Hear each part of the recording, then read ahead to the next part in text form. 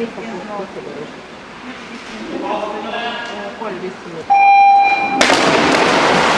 burada çok bilgileri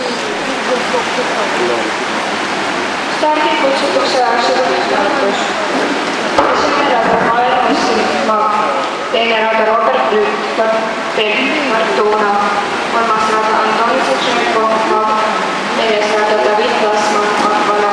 Viides rata Dominic Straumer, Fortuna. Kuudes rata Daniil Fetisov, Fortuna.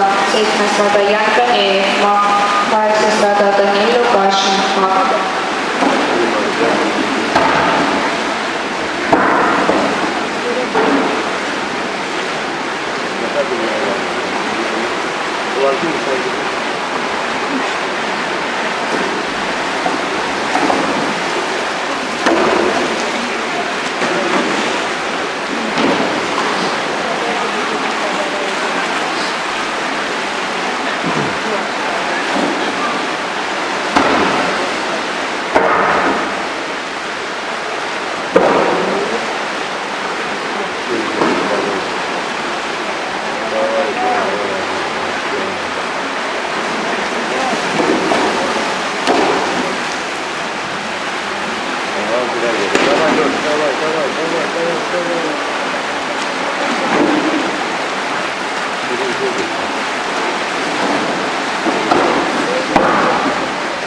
Давай, Лёш, давай.